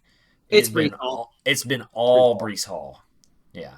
So, I mean, he had a rough start, like especially in fantasy. The first couple weeks, he didn't do that great, but then ever since, he has just been incredible. That's when they were trying to out Dalvin Cook in those first couple of games and realized that that it's not going to work. Yeah. Yeah. And then Matthew, I like this pick. Went with Josh Dobbs. So I'm fully riding the astronaut train. I might not like the Vikings, but I love the story. I love it. He's got he definitely deserves to be in talk for comeback player of the year. 100%. I mean, if Geno was in the talks last year, Josh Dobbs deserves to be in the talk this year. It's the same thing. Geno won it last year. Yeah, well, yeah. He wasn't just in the talks. Geno won it last year. Yeah, just the grit and tenacity that Josh Dobbs has, going from team to team the way he is and still winning games is crazy. He's looking like he's going to be the new Fitzpatrick. He's just going to be going team to team. Getting thrown into the game last week and coming back and winning. Give him the award already. That was insane because, man, I feel bad. Like, a bunch of people were like, oh, well, Josh Dobbs is going to play. We can't use him in fantasy. And then, like, he just got forced to play. He just played amazing. So he didn't even know some of his players' names, and he was still throwing to him well. And then Ryan, you went with Russell Wilson. Yeah, I'm going for the kind of obscure ones in all of these picks. I don't have a problem with it. I think I mean, just the odds-wise, according to the fucking the bettors, plus 5,000 odds. Yeah, no, I mean, Russell Wilson already has the same amount of touchdowns as he did all of last year. He's got He's only got 4 interceptions. 4 interceptions. I mean, the QBR is a little low, but his passer rating is like 101.7. Yeah, I love this pick, Ryan. Oh yeah, he's and like I said, his yardage is not like amazing. He's on pace to be about the same as he did last year. But yeah, touchdown wise, he's doing great. He's not too many interceptions. He's still getting sacked just as much as last year. But yeah. But yeah, no, he's just been doing a lot better. And he seems like, I mean, he's not prime Russell Wilson, of course, but like he's got his best completion percentage since 2020 with the Seahawks. So. We should talk about the difference in the players that we've picked from this year to last year. It just looks completely different. Oh, yeah. Big difference. I didn't even participate in this last year. I think it's crazy that no one picked the same player for comeback player of the year. Mm-hmm. Yeah. That's kind of weird. I still think Gavin was the fucking the cheat. He's like, oh, I'm going to go with the one that's actually going to win. That's fucking he's cheating. Gavin actually has a bet on that. So, yeah, you won $12 off a $10 bet. That's a great bet. Yeah, I hope he doesn't get it though. So. Yeah, same. Honestly. All right. Honestly, I mean, I don't hate DeMar Hamlin. It's just he hasn't done anything. He doesn't deserve the award. I mean, give it to somebody who actually came back. Mm-hmm. All right, let's go to the. They're all about that storyline in the NFL. Let's go to the Super Bowl predictions now. So, there's a few common games here. Mostly Ravens-Lions is a popular pick. I'm trying to see what else the other ones were. Ravens-Eagles. There's only 2 Ravens-Lions. 2 Ravens-Lions, 2 Ravens-Eagles is what it is. No, there's Ravens-Lions, Ravens-Lions, Ravens-Lions. Oh, sorry, I didn't see that. I don't know that it's the first pick. Oh, there's three Ravens-Lions, 3 Ravens-Eagles. Oh, there it goes. Yeah, so it's still tied. But yeah, so Jason with Ravens, Lions, Jaguars, Eagles, and Chiefs, Eagles. And just to clarify, this is us in order. Like the one on top is our what we expect the most. Then the next 2 are what we like. We basically just picked 3 possible outcomes that we like, and of course the top one is the one we like the most. But Eagles is on here a lot. Jaguars, Ravens, Lions. Got some Chiefs on there because it's the fucking Chiefs, of course. I feel like for the podcast listeners, we should list out what everybody's picks are. Just go one by one and talk about it. Okay, so Jason, we'll start with you. You got Ravens, Lions, Jaguars, Eagles, and Chiefs, Eagles. So what's your thought process here? I mean, the Ravens obviously look incredible. The Lions look pretty good. So that's the Super Bowl I want to see the most out of the teams that look like they're going to make the playoffs. So, and it's actually very possible that that's what we end up seeing at the end of the year. It'd be a great Super Bowl. It would. I wouldn't be mad about it. Jaguars, Eagles. The Jags look pretty good so far this year. I'm not fully convinced that they're going to be there, but if they keep playing it the way that they are, they can make it. The Eagles are the Eagles. They look great. They're 8-1, high chance of getting the number 1 seed. And then Chiefs, Eagles, a rematch of last year. I'm worried the Chiefs are going to figure out a way to get to the Super Bowl again, as much as I do not want that to happen. So I couldn't not put them on one of these games for myself. It is crazy. I mean, spoiler alert, but only 2 people have one game that includes the Chiefs, and it's both their 3rd picks out of like that. The thing about that, like the beginning of the year, only 2 people would have a fucking Chiefs Super Bowl prediction. Yeah. That's like their last pick is pretty crazy, honestly. I also just don't think any of us want that to happen. Like, God, that's part of it for please. Sure. No, and then it's interesting because the Chiefs, I think, if we look at the playoffs right now, if they start right now, they would have the 1 seed, and that is a huge advantage. So it'd still be the Chiefs and the Eagles, the same as last year. Yep. Okay, but you got anything else to add, Jason, on yours? No, that was it. Matthew, let's do you next, because I think you have some very interesting ones over there. Matthew's got Dolphins versus the Seahawks, Ravens versus the 49ers, and Jaguars versus the Packers. Hey, that last one, just give it to me, please. That's all I want. His 2 favorite teams going into the Super Bowl would be a dream come true for him. I'll have to buy tickets. I was not expecting to see the Seahawks on here at all, and I'm very surprised that Matthew is one who put him on this fucking slide. Well, I mostly would love to see a Dolphins-Seahawks Super Bowl because the Seahawks have been in the Super Bowl the past 10 years, but yeah, the Dolphins haven't been in a long time, and that would be such a fun Super Bowl to watch. And then the Ravens 49ers, obviously, that's just the most plausible option out of all of them. I'm gonna say if it's the Jaguars versus the Packers, I will be the biggest Packers fan of all time in that Super Bowl. Matthew, I'll buy a fucking jersey for that game. I'll do it. I'll buy a Jags jersey for it. Matthew, I'll give you $20 if the Jaguars Packers is the fucking Super Bowl. Let's go right now. Dude, Actually, no, Matthew, I'm gonna give you $50. If that is Super Bowl, I will give you $50. I'll give you 200. It's enough. It's just having them in the Super Bowl would be enough for me. We're giving you money, Matthew. If that happens, we're giving you money on top of that. I'll add to his 50. I'll put 200. Oh, so you're gonna one up me by 4 times. I'll throw in another 50. So there if we go. the Packers Super Bowl happens, you're getting $300. All right. Keep this as video evidence. Now I've never wanted anything more. All right.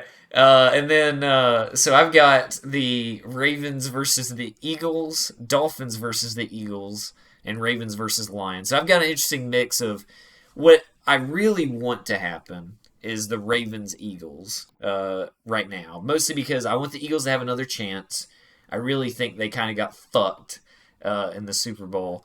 And obviously, there's a lot of Eagles players that I really like, mostly former Titans players, that I think deserve a ring. They really do, because they were basically holding the Titans together for years. And then, obviously, the Ravens, I like what I'm seeing out of them. They're one of the most fun teams to watch, so I think a Ravens-Eagles matchup would be pretty insane. Not against your team. I didn't have fun last week, Steven. I didn't have very much fun at all. Yeah, I know you didn't, but and then so then the Dolphins-Eagles, that's what I predicted at the beginning of the year as my Super Bowl, like when I was first thinking about it. And then especially with how the Dolphins have looked against winning teams, I don't feel like it can happen now. But even if it did, this would be an interesting revenge game for the Dolphins, maybe, for the game that happened a couple weeks ago. And then the Ravens-Lions is the one that I do think can happen, mostly because I am kind of on the Lions hype train right now. The Lions have looked really awesome, and then same for the Ravens. So I feel like any of these are possible. Probably the least likely right now is the Dolphins-Eagles one. I think it is. I do like your picks, honestly, Steve. They're all good picks, I think. It is funny, though, keeping with the theme this season of you not picking by yourself ever. You're the only person on this screen that doesn't have a unique pick. What a surprise! I'm just a fucking sheep every week in everything. Yeah, that's a good point because Gavin picked Dolphins-Eagles. Yep, I see it he right did. there. Yep, that was your most unique one. But yeah, Gavin got that one too. So. Yep. I think it is. But yeah, I like all your picks. They're all good picks for sure. One thing I noticed that makes me happy is Tyler did not put the Titans on his Super Bowl predictions. So maybe that means we don't go on a huge losing streak, hopefully. I was going to address that if I saw the Titans up there. I was going to be like, Tyler, what are you doing? But of course, he's not even here anyway. In a row. Yep. That'd be great. I love that. All right. Hold on, wait. Move on. You didn't talk about mine or Tyler's or Gavin's. Oh, sorry. I thought I did you first. My bad. I thought we were just going to do the people on the podcast. Well, I said at least read out Tyler and Gavin's for the people who are listening on the podcast. Okay, so Tyler went with the Ravens-Lions, Ravens-Eagles, and Jaguars-Eagles. And then Gavin did the Bengals-49ers, Dolphins-Eagles, and Chiefs-Lions. And then honestly, I'm proud of Tyler for manning up and putting the Jaguars in the Super Bowl. I think it's the Bengals 49ers. That's a stretch, I feel like now. That could happen, I guess, but I don't know. If the 49ers can turn it back around, it could happen. And the Bengals stay hot. That's the thing. They're both Yeah, right now Bengals are last in their division. Mm-hmm. But they're still making the playoffs if it started right now, which is crazy. But if they can start winning those division matchups, they can possibly push for the higher seed. So, and then Ryan, let's do yours now. We got the Ravens, Eagles, Bengals, Lions, and Jaguars, Lions. Yeah, honestly, the Ravens, Eagles, it's the best team in the AFC and the best team in the NFC right now, easily. I think. But I don't want that Super Bowl at all, really. because I've never been a Ravens hater, but I kind of am after this past week.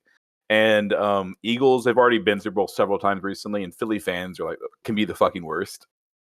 So I don't really want to see a Ravens Eagles Super Bowl, but that's my prediction right now. Sorry, Philly fans. Oh, I will say I have a friend, my friend Andrew. He's a Philly fan, nicest fucking guy you'll ever meet. But in general, they're not the nicest of people. So, but yeah. And then Bengals Lions. That's like the Super Bowl I want. I want a Bengals Lions Super Bowl. I think it's possible. They've both been pretty good this year. We'll see. And then I got to put the Jags in there, of course, because that was one of my bold predictions. Or my bold prediction was Jaguars making the Super Bowl, and so I have to have them in there because I think they actually have a fucking chance. I would love that. Jaguars Lions. I honestly believe that this is going to be the year we finally don't get a common Super Bowl. Like the teams that are the 1 seeds or 1 and 2 seed go into the. I think this is going to be the year we have like a fucking 6 or 7 seed go to the Super Bowl. That'd be great. I would love it. I'd love every second of it. Yeah, when the Bengals went against the Rams, weren't they like a lower seed that managed to make it? I can't remember. They actually, I think you're right. I think they were. They were like a 5 or 6 seed, probably. That was the best Super Bowl we've had in a while.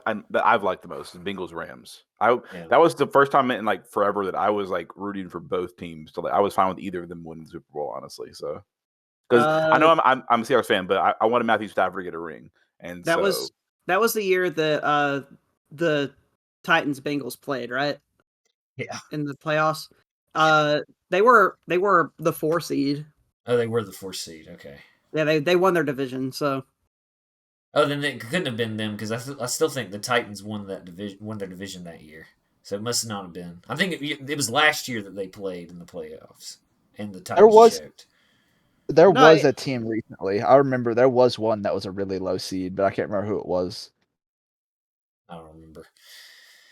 But anyway, yeah, I mean, I would be fine with the Bengals going back. I do like the Bengals, even though they have kind of been one of our kryptonite teams. I still like the Bengals. But yeah, y'all ready to move on? Mm-hmm. Let's go on to Defensive Rookie of the Year. Wow. I like this slide 100%. I really wanted to go with Devon Witherspoon. I ended up going Jalen Carter instead, but everybody except for me and Gavin went with Devon Witherspoon, the corner for the Seahawks, of course. He has looked incredible. Y'all had back-to-back years with incredible rookie cornerbacks. So I think we've good there. I mean, we've done whoever is in charge of drafting at the Seahawks, I don't know if it's Pete Carroll or who or whatnot. They are never let them leave. Like the past 2 years, we've had phenomenal drafts. Y'all's scouting team must be very good. Yeah, I mean, and honestly, it sucked because our draft pick last year was great. Reek Woolen, he was our quarterback that we drafted last year. He did great. He's not having an amazing year this year, but Devon Witherspoon is thankfully stepping up and going the fuck off. So. Yeah, Devon Witherspoon's been good. I'm just a little worried because y'all's secondary in general hasn't been super great. It's just, he's definitely a bright spot of it. Well, the thing is, he's really good. He's good at obviously as being a corner, but he's also really good in like fucking tackles and like the open field tackles, all that shit. Like being physical cornerback. He's a good physical defensive end or defensive back. So, what were you gonna say, Matthew? I think that he did so good last year. A lot of teams aren't targeting him a lot. Talking about Tyreek Woolen. Oh, yeah. But I also don't watch a lot of the Seahawks games. That's just what I'm assuming is the cause of him having a down year. Yeah. I honestly am surprised we're honestly ranked. We're in like the 20s for fucking our pass defense right now. I'm surprised on that because of we have so many big names in our secondary now. We got Reek Woolen, we have Devon Witherspoon who's been doing great. We have Jamal Adams, we have Quandre Diggs. Like these are good fucking players. It's just I forgot Jamal Adams still played. To be honest, well, he's been injured for a big part of it. He was out like all last year, and he was injured for part of this year. But I do think a part of it that you might have to consider too, Ryan, is that except for, of course, the Ravens game, y'all's rushing defense has been really good. So I feel like most teams have been forced to throw the ball more. That's true. And they've just had decent success with it. That doesn't necessarily mean that y'all's secondary is terrible. Oh, yeah. It's just, other teams have basically been forced to pass more. So, I think this is the best defense we've had since Legion of Boom, though. Just give them a couple of years to get experience. Yeah, exactly. The thing is, we have an incredibly fucking young defense. It's not just our corners. We have Moff on on the front side, who's fucking great. He's young. We just got what's his face. I mean, he's not young, but we just traded for a fucking D lineman. Oh yeah, I can't remember what his name is, but yeah, I know you're talking about. Mm-hmm. I mean, Bobby Wagner's probably on the way out, but we've got some fucking stellar linebackers. Derek Hall out of Auburn, he's in there. He doesn't play that much, but he still is in our defense. So. He's playing It's on for my sure. Yeah. I loved. I mean, he was actually. I saw like a list of defensive rookie of the year potentials, and he was like number 11 or 12. I'm like, okay. I mean, he's not really been starting that much, but. Yeah. And then the only other person on this slide is Gavin and I went with Jalen Carter. I don't really have much to say about it other than just looking at the stats. They're pretty good for where he's at in his position, and then with being a rookie, I think he's one of those guys that he's an impact player. Even if he doesn't get a whole lot of action, he's still getting. And of course, we don't have it on here, but I'm sure he has a fuck ton of pressures. So he's definitely a huge impact to that Eagles defense. So. That's why I went with Jalen Carter. Again, it was really just between the two. I almost went Devon Witherspoon. And honestly, it'd probably been easier just for me to join the crowd because that's what I do. You know, I'm a sheep. But I'm still a sheep here because Gavin still picked him. So. And also, you picked the most likely defensive player of the year, too. Or defensive rookie of the year. Yeah. All right. Let's move on. We got the offensive rookie of the year. Jason went away from the group, but we'll find out why in a little bit. But everybody except for Jason went with CJ Stroud, and then Jason went with Jordan Addison. Probably if you had asked me 3 weeks ago, I would have put Puka Nacua on here. Same, honestly. Puka Nacua has been incredible, and I still think there might be a chance he can take it back. If he does really good and CJ Stroud doesn't do as good the next few weeks. But, go ahead. I think if it's 3 weeks ago, we'd see a mix of Puka Nacua and Bijan Robinson, honestly. I think there would have been Puka, Bijan, and CJ Stroud all on this slide. Yeah, I think so too. Puka Nacua did not look good this last week against the Packers. Obviously, he had a different person throwing to him, but even still, with Matthew Stafford, he hasn't been as good the last couple weeks. So he was also getting shadowed by Jair 90% of the game. Yeah. So, but then, CJ Stroud the last couple weeks, and especially last week, he was incredible. Against the Buccaneers. Stat line is bonkers: 270 yards. I don't know why I said like that, but 2270 yards, 14 touchdowns, and 1 interception. That's a bonkers for a rookie QB. 14-1 is insane as a rookie. That is bonkers. I do want to say one of my best predictions that we've had on the podcast so far is the week that the Texans played the Saints, and I was like, this might be the week that he ends his streak of no interceptions. And that's been the only interception he's had. That's the only interception he's thrown is in the Saints game, which is incredible for a rookie. Because usually there's a lot of growing pains and realizing, in the NFL, I can't make that kind of throw. But he hasn't really had that. He's the best rookie QB we've seen in a while, I think. I think so besides too. Joe Burrow. Yeah, Joe Burrow is there. I just want to say, me and Steven are fighting for the coldest hot take at the start of the season, with his Chig being a top 5 tight end and me saying that CJ Stroud was not going to get it done for the Texans and they were going to go below 500. Well, they're 500, so you have a chance with the below 500. That is true. Trust me. But chance. CJ Stroud has gotten it done, so that part's already done. Trust me, we were talking about doing a dishonorable award or something like that. I can't wait.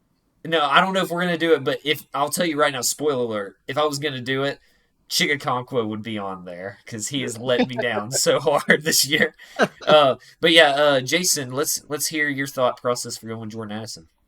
So, he's stepped up so much in the last month while Justin Jefferson's been out. And if you look at it, before Justin Jefferson got hurt, the Vikings were 1-4. Since he's been out, they're 4-0. They're back to a winning record. Jordan Addison has gotten he finds a way to get open every game, it seems like now. And I almost thought about putting Puka Nacua on here, but what really swayed me away from it is the touchdowns. He only has 2 touchdowns this year. Yeah. Jordan Addison has 7. He is just crazy. I mean, he is going off. He did get like 3 in week 1 or 2, whatever it was. So that's true. He did start off hot, which I'm not gonna take anything away from him. He's still fucking playing amazing. But yeah, I think as long as the Vikings can re-sign both of those guys, Jordan Addison, Justin Jefferson, they're gonna have a crazy wide receiver room building at the Vikings. But yeah, I like Steven said, you'll find out why I didn't put CJ Stroud here later on. I did not. I'm not excited for the fucking 15 years of torture from Jordan Addison and Justin Jefferson. Yeah, I wouldn't be either. All right, and TJ Hawkinson. Let's move on. All right, we got the defensive player of the year. And this is probably one of my favorite slides that we have on here because all of these are great picks. And also we got 2, 2, and 2. Yeah. So Crosby's racking up fucking tackles this season. All right. So Jason and Gavin went with Max Crosby for the Raiders. Tyler and Matthew both went with Myles Garrett for the Browns. And then Ryan and I both went with TJ Watt from the Steelers. Look at all of these stats; they're all insane. Mm-hmm. It's crazy. All 3 of these guys have 9.5 sacks. Yeah. What really throws me off here is why Max Crosby's odds are so high. Yeah, that's weird. Because he has 56 tackles. Obviously, he doesn't have I guess he doesn't have a touchdown where TJ Watt has. I think TJ Watt has at least a pick 6. We don't have it on here, but I'll look while you're talking. Yeah, but the reason I'll go ahead and start while you're looking that up. The reason I went with TJ Watt is because I think if I remember correctly, either he has or he's about to pass JJ Watt this year on sacks. Like he's about to pass his brother's record. And then, so I feel like that's a storyline that will help him in the odds. And then also, I mean, TJ Watt is insane. The Steelers don't really look that great this year, but he is definitely a bright spot on that team. He's scary as hell out there. So, I love watching TJ Watt play. Obviously, I didn't really like it this last week, but normally I'm a big fan of TJ Watt. I went with Myles Garrett. I know he has the least amount of tackles, but he's there every play. I mean, wherever the ball is, he's there. I mean, he's just electric, and he has the whole graveyard theme that he has with the quarterbacks he's sacked, and I just love that. I think it's fucking awesome. He's just a menace on the field.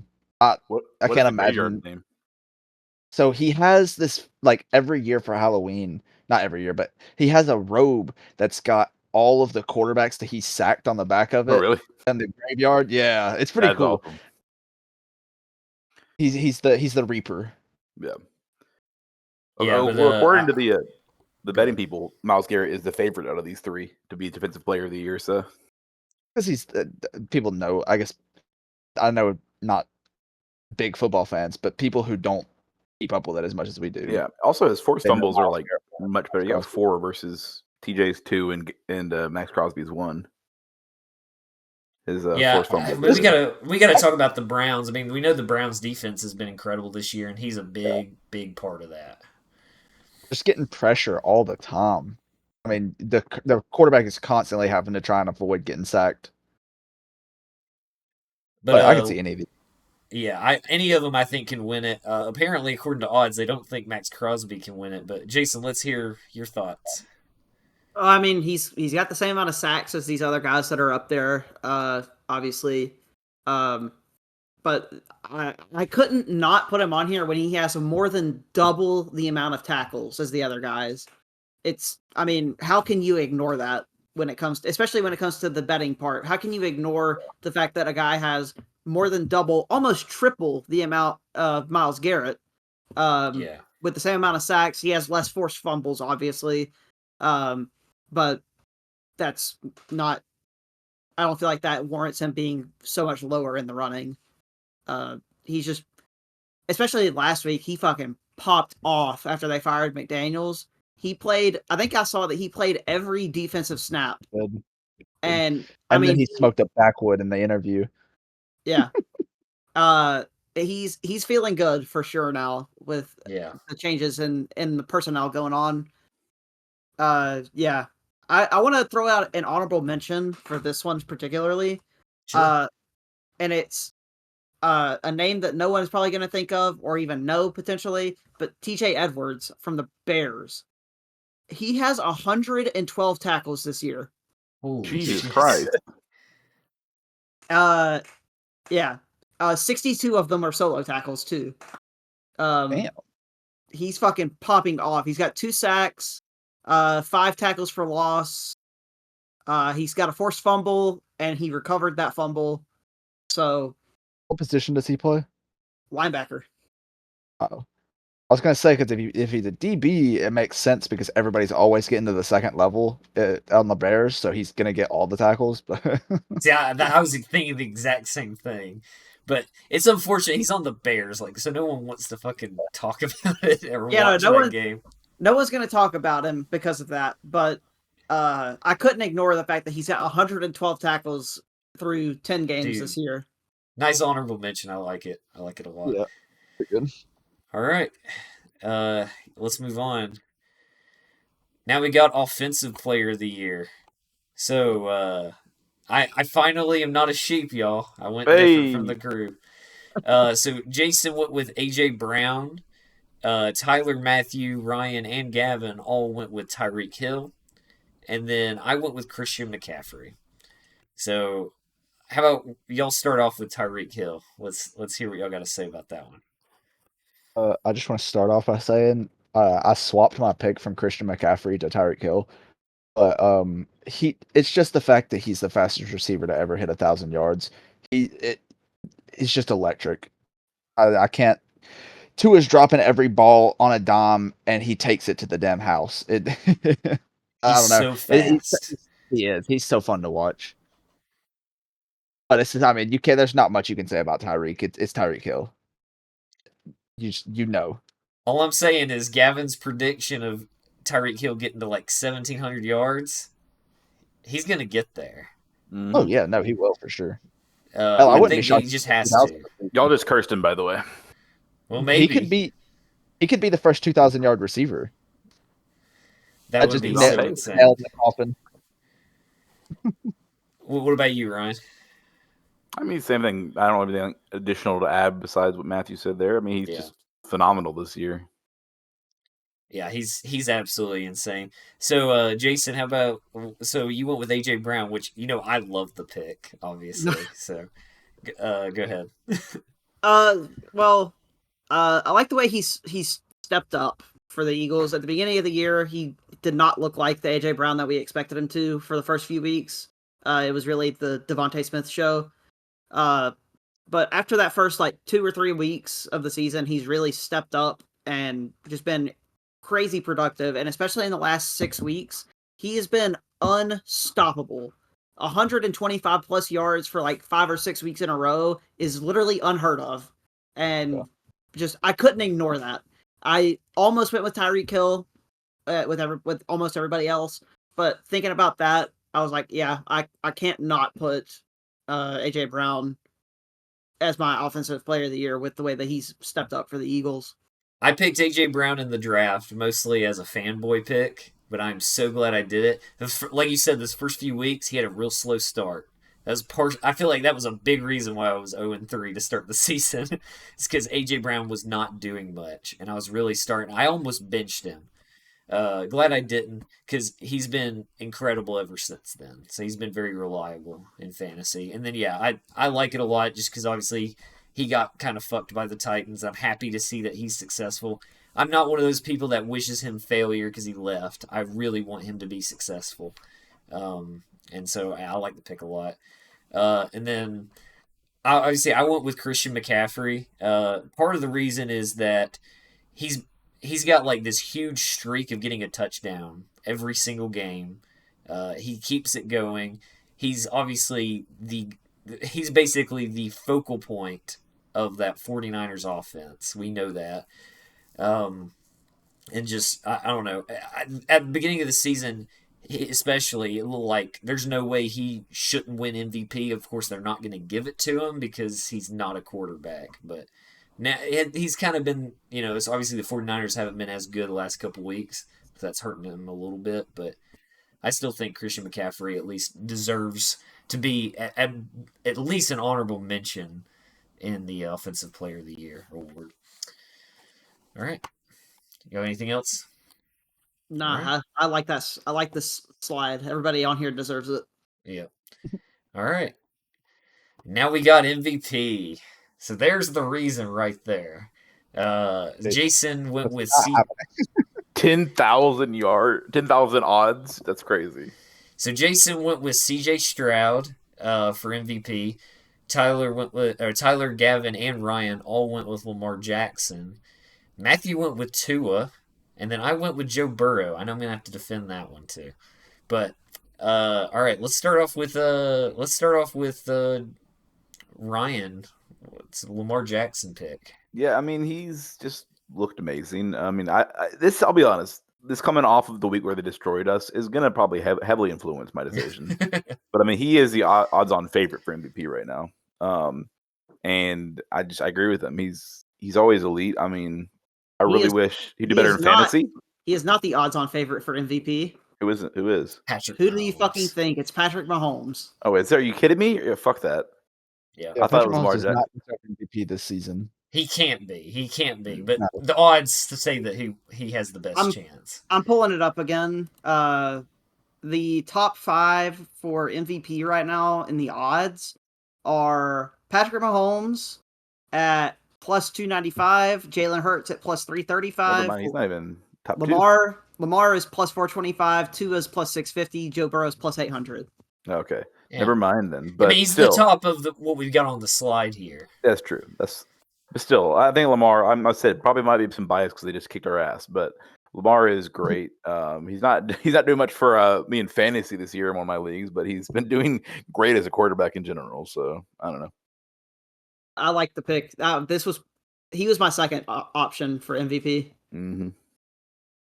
My only thing with Lamar Jackson, and this isn't even his fault, we got to address the fact that the run game for the Ravens has been looking incredible. And that he basically is going to probably get less touchdowns because if the run game's working, you're just going to hand the ball off and get a touchdown that way, which means he doesn't get really any credit for it.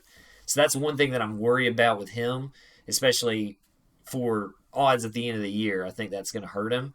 But Lamar Jackson, we know he is that Ravens offense. So I still think it's a good pick.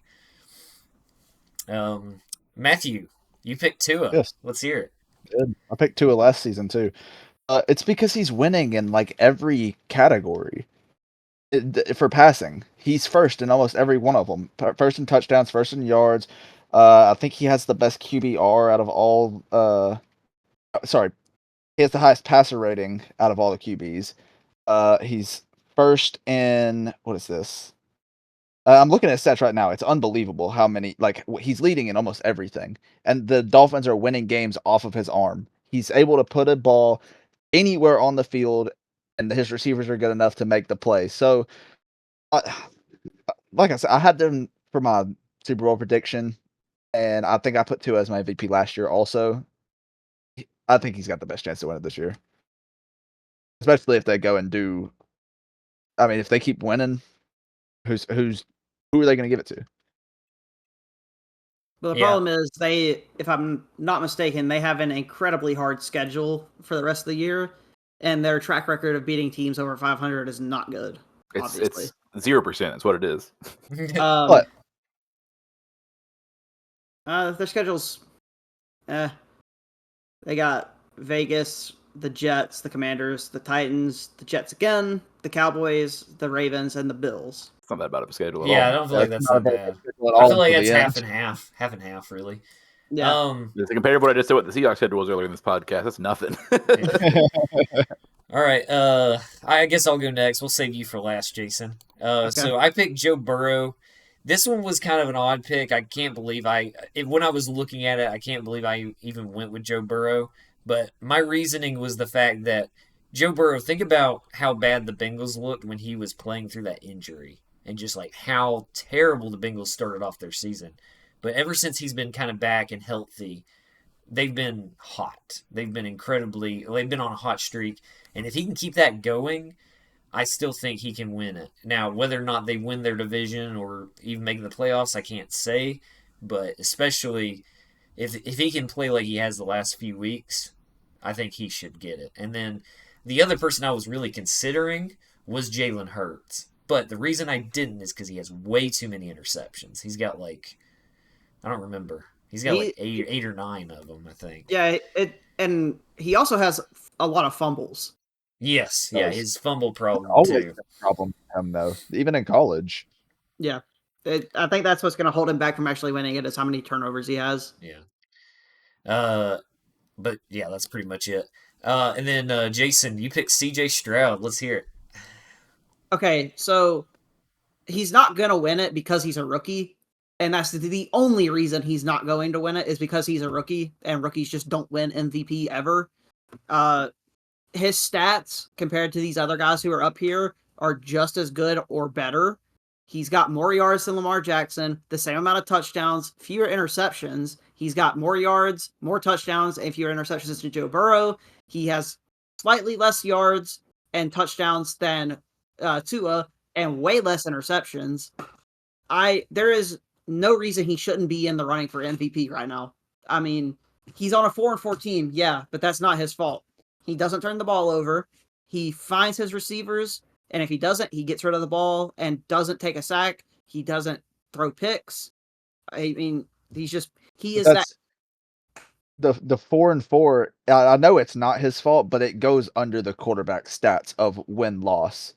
So, and like you said, it's not his fault at all. Look at his stats; he plays amazing. But that's what's going to hold him back is that they are 4-4 and they're not winning games. If they start picking it up and they end up winning out the rest of the season or something, I could see him winning. I mean, if he keeps playing like he is, I don't see why they don't. Yeah, and I mean, at the same time, if you want to bring the record in, then why is Joe Burrow's odds so high when they're 5-3? They're one game better than the Texans, and his odds are 9,200 better than CJ Stroud. I think it comes down to like what we said. They're just not going to give it to a rookie. That's why the odds are so low. The NFL he should be in the MVP talk, though. NFL's a name game, and if they get big names in the awards, more people will pay attention. That's the reason Noah Hamlin's going to win the Comeback Player of the Year. Yeah. It's all about the money. It's I political. know this one's not right. I know that this isn't going to happen on what I picked here, but that's what I think it should be as of right now. I mean, I respect it. I respect it. All right. That's it, isn't it? That's it. All right. Well, that's it. So yeah, we'll see what ends up happening. I know at least last year we made some mid-season awards. There were some that were really cold takes by the end of the season. There were some that ended up being right. So we'll see what happens. Obviously, like I said, this is our own personal picks, not necessarily what we think will happen. Now, on some of these, I do think they'll definitely happen, but that was the thing to consider. I like that we picked our stuff like the day before the NFL actually did their midseason awards, so it didn't influence me at all. Yeah, I just did all mine, and then I saw that they started doing theirs because we waited a week last time. Yeah. Now this was a good time to do it. So, all right, y'all ready to call it a podcast? Yeah. Well, this has been Always Out of Market, the special mid-season award edition, guys. Hope y'all had a riot of a time. So much fun. Come back next week to see Jason do a backflip. 1, 2, 3, football! Football!